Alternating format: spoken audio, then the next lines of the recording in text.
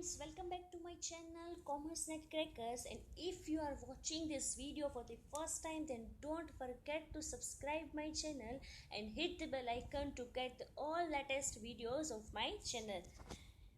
Friends, in this particular video और उससे पहले एक बात और कि फ्रेंड्स हमारी एक टेलीग्राम चैनल है, अगर आपने उसे अभी तक ज्वाइन नहीं किया है then please go there and join this channel. वहाँ पे मैंने ये सारा मटेरियल है और बहुत सारी क्विजेज अवेलेबल है, वहाँ से जाके आप प्रैक्टिस कर सकते हो। टेलीग्राम चैनल की जो लिंक है मैंने डिस्क्रिप्शन बॉक्स में दी है, वहाँ से आप डायरेक्टली ज्वाइन कर सकते हो। Okay, now let's discuss. In this particular video, I will be talking about the important behavioral theories, that is Ohio State Leadership Studies, which is a part of the behavioral theories of the leadership. और ये जो behavioral theories जो है leadership की वो क्यों आई, क्योंकि जो behavioral theories थी उससे पहले जो trait theory थी of the leadership, वहाँ पे जो ऑथर्स है उन्होंने क्या कहा कि लीडर में जो क्वालिटीज़ होती है, लीडर की जो क्वालिटीज़ होती है वो इनबिल्ट होती है, जो उसे बाय बर्थ मिलती है। कहाँ से मिलती है? बाय बर्थ मिलती है, उसे आप डाल नहीं सकते हो। ऐसा जो ट्रेट थ्योरी है उसके ऑथर्स जो थे वो ऐसा मानते थे कि जो लीडर्स की जो क्वालिटीज़ होती है वो बाय बर्थ उसे मिलती है और उसे आप डाल नहीं सकते, उसे आप इम्प्रूव नहीं कर सकते। बट लेकिन जो बिहेवियरल थ्योरीज आई, उन्होंने क्या कहा कि कोई भी एक पर्टिकुलर बिहेवियर जो है उसे आप सिखा सकते हो। जैसे जब हम छोटे होते हैं तब हमें थोड़ी ना पता होता है कि मंदिर में जाके क्या करना है, मस्जिद में जाके कैसे बिहेव करना है, या फिर चर्च में जाके कैसे बिहेव करना है। तो वो क्या है, वो एक पर्टिकुलर टाइप का जो बिहेवियर है वो आपको सिखाते हैं, राइट। वो आपको लर्न करवाते हैं कि इस प्रकार से आपको बिहेव करना है। तो ये जो बिहेवियरल थ्योरीज आई उन्होंने भी यही कहा कि जो एक पर्टिकुलर टाइप का बिहेवियर है, जो एक इम्पॉर्टेंट जो क्वालिटीज़ है एक लीडर में, वो एक सिखाई भी जा सकती है, वो आप लीडर के अंदर डाल भी सकते हो। सो इसी के बेसिस के ऊपर ये थ्योरी है, that is Ohio state leadership studies. In 1945, the Bureau of Business Research at Ohio State University initiated a series of studies on leadership. These studies sought to identify the independent dimension of the leader behavior.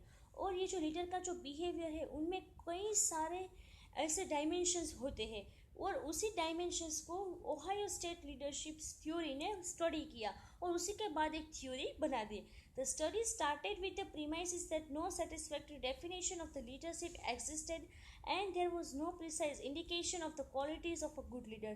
And still, अभी तक जो trait theory आई थी उन्होंने तो सिर्फ यही कह दिया, यही डिफाइन कर दिया कि जो लीडर की जो क्वालिटीज़ होती है वो बाय बर्थ होती है और उनमें इनबिल्ट होती है, वो आप डाल नहीं सकते। और इसीलिए ओहायो स्टेट ने क्या कहा कि ये जो लीडर की जो क्वालिटीज़ है, कई सारे डायमेंशंस है, कई सारे फैक्टर्स है, उन सारे डायमेंशंस को ओहायो स्टेट ने स्टडी किया।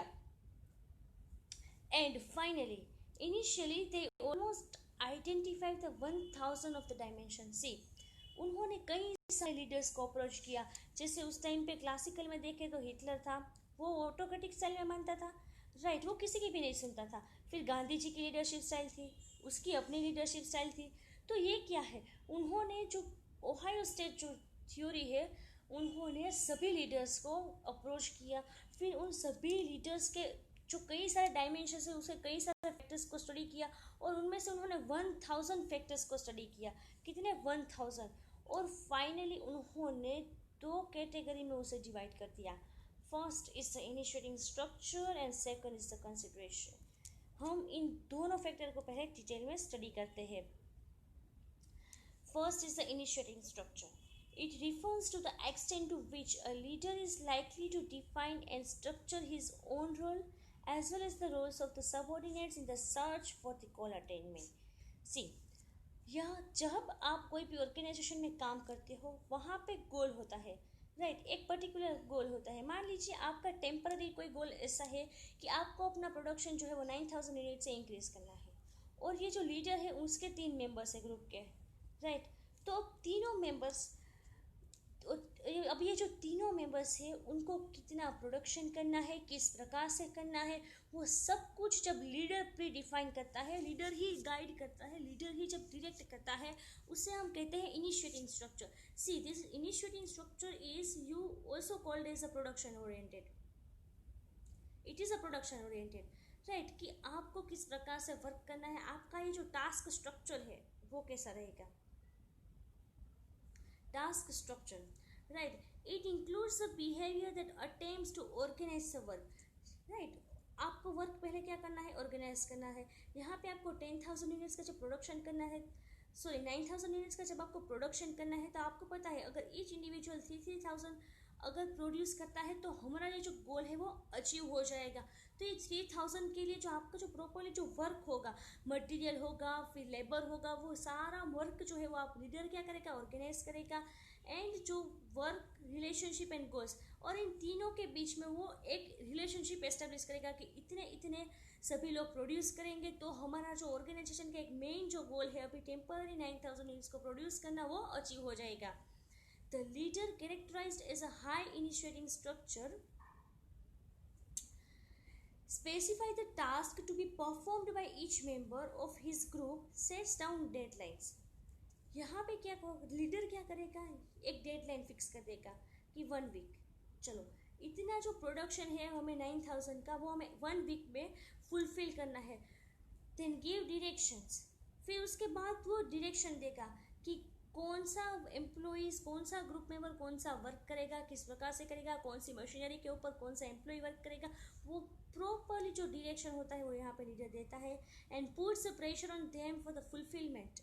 एंड ये जो टारगेट है जो आपका 9,000 यूनिट्स का, उससे फुलफिल करने के लिए लीडर जो है वो आपको मोटिवेट करेगा या फिर आपको प्रेशराइज करेगा कि yes you have to do this task, right. तो ये होगा इनिशिएटिंग स्ट्रक्चर. यहाँ पे आप कह सकते हो टास्क स्ट्रक्चर, जिस प्रकार से लीडर जो है वो अपने टास्क को अरेंज करता है पर्टिकुलर वे में. This is a initiating structure, this is a task structure in the organisation, right.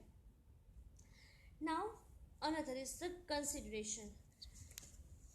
जो 2 डायमेंशंस है जो ओहायो स्टेट ने दिया है, उनमें से फर्स्ट हमने डिस्कस कर लिया, that is initiating structure, which means a task structure.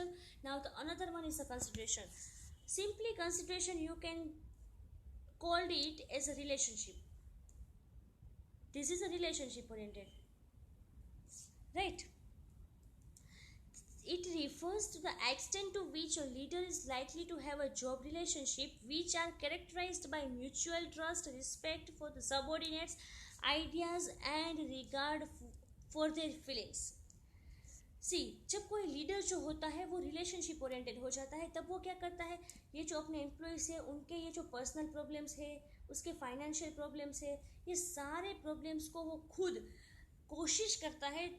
Leader try to solve the problems, personal problems होता है या फिर फाइनेंशियल प्रॉब्लम होता है या फिर ऑर्गेनाइजेशन के रिलेटेड कोई भी प्रॉब्लम होता है, यहाँ पे जो लीडर जो है वो कोशिश करता है कि वो जो एम्प्लॉयज़ को सपोर्ट कर सके और उसकी जो प्रॉब्लम है उसे वो सॉल्यूशन कर सके, राइट. तो ये क्या इससे क्या होता है, फीलिंग्स, कि आपकी जो ऑर्गेनाइजेशन के प्रति जो फीलिंग्स है वो बढ़ जाएगी कि यस ऑर्गेनाइजेशन को उनकी कदर है. He shows a concern for his followers comfort, wellbeing and status in the satisfaction. आपके फॉलोअर्स से लीडर जो है वो सिर्फ और सिर्फ टास्क, ये जो टास्क है उसकी ही सिर्फ एक्सपेक्टेशन नहीं रखता, बट ये जो इनका जो सेटिस्फैक्शन लेवल है, the most important is the satisfaction. Employees, अगर आपके एम्प्लॉयज़ जो वर्क कर रहे हैं वो सेटिस्फाई होने चाहिए आपके काम से, राइट. तो यहाँ पे फोकस जो होता है वो एम्प्लॉयज़ पे ज़्यादा होता है. A leader characterized as a high in consideration could be described as one who helps the subordinates in their personal problems, is friendly and approachable. वो फ्रेंडली होना चाहिए और अप्रोचेबल होना चाहिए. जब भी आपको if you face any sort of difficulties, then आप अपने लीडर को इजीली अप्रोच कर सकते हो, इजीली उससे मिल के अपने प्रॉब्लम्स को बता सकते हो. ऐसा फ्रेंडली होना चाहिए और जो वो है वो आपके प्रॉब्लम का सॉल्यूशन करता है. And treats all the subordinates as equal, वो किसी भी सबऑर्डिनेट्स में कोई भेदभाव नहीं करता. So it is related with relationship oriented, right. Now this 2 factors we have discuss. Now in दोनों फैक्टर के बेसिस के ऊपर ये जो लीडरशिप जो स्टाइल है उसे हम देख लेते हैं। या तो लीडर जो होता है वो लो स्ट्रक्चर को फॉलो करता है, हाई कंसिडरेशन रखता है।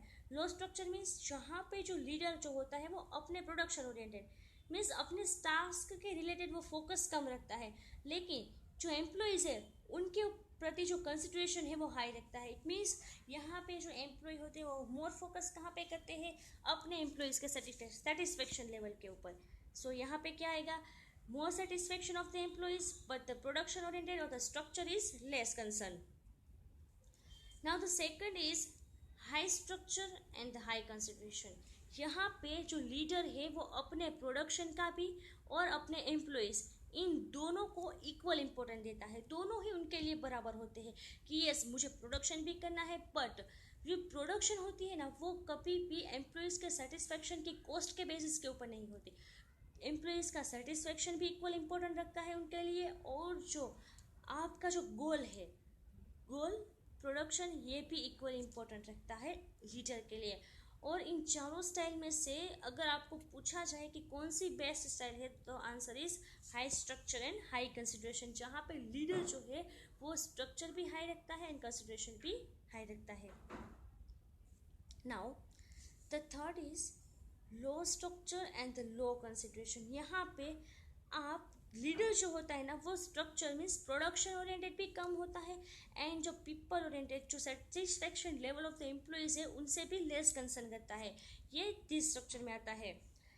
And last one is the high structure and low consideration. यहाँ पे जो लीडर होता है वो सिर्फ और सिर्फ गोल गोल और गोल ही कहता है कि मुझे इतना गोल अचीव करना है, इतना गोल अचीव करना है, बट वो ये नहीं देखता कि मेरे एम्प्लॉयज़ सेटिस्फाई है भी या नहीं है, क्या वो इतना काम कर सकते हैं या नहीं कर सकते हैं, कुछ भी नहीं। उनको लीडर को इस बात से यहाँ पे कोई परवाह नहीं होती। वो यहाँ पे सिर्फ और सिर्फ टास्क को मोस्ट इंपॉर्टेंट रखता है, जो उनका गोल है वही उसके लिए इंपॉर्टेंट रहता है।